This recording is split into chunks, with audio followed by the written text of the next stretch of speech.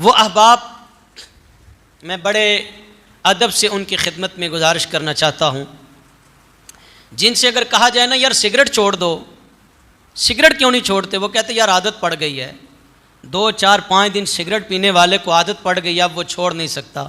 ایک نسوار چھوڑ دے، یہ اچھی چیز نہیں ہے۔ وہ کہتا کیا کروں، عادت پڑ گئی ہے۔ یار میں ہاتھ باندھ کے آپ سے التماس کرتا ہوں، پورا مہینہ آپ نے ماہ سیام میں اللہ کے گھر حاضری دی، مسجد میں آئے، نماز پڑھی، آپ نے روزے رکھے، اور غیر رمضان میں مساجد کو خالی کرنے والوں تمہیں مسجد میں آنے کی عادت نہیں پڑی، اور تمہیں نماز کی عادت نہ پڑ سکی، تمہیں سجدوں کی عادت ہی پکی نہ ہو سکی، اس لیے کہ وہاں تمہارا نفس تھا، یہاں عبادت خداوندی ہے۔ اور جب عبادت خداوندی کی بات آتی ہے تو شیطان تو حملے کرتا ہے، ایک شیطان ہے، دوسرا نفس ہے انسان کا، یہ دونوں دشمن ہیں۔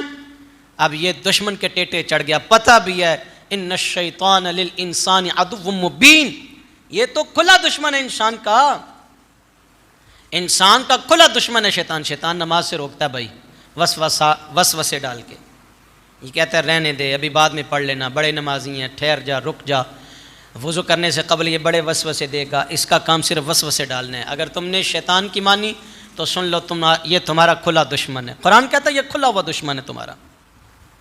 اور اگر رحمان کی مانی تو وہ کتنا کریم ہے، بسم اللہ پڑھ لو، تجھے اس کی شان کریمی کا پتہ چل جائے۔ بسم اللہ الرحمن الرحیم، وہ رحمان بھی ہے وہ رحیم بھی ہے، تو تجھے رحمان و رحیم کی طرف لوٹنا ہوگا، تجھے رحمان و رحیم کی ماننی پڑے گی۔ آ جاؤ، اللہ نے ماہ سیام کا مبارک مہینہ تمہیں دیا تھا، اس مہینے میں جس طرح آپ نے مساجد کو آباد کیا، خدا کے لیے سارا سال مساجد کو آباد رکھو۔ اس نمازوں کی جو عادت ہے اس کو پکا کرو یار، پکا کرو، اور پھر لوگوں سے کہو یار یہ عادت پڑ گئی، اب نہیں چھوٹتی، یہ عادت پڑ گئی ہے اب نہیں چھوٹتی۔ اللہ اس جملے کو سمجھنے کی ہمیں توفیق عطا فرمائے۔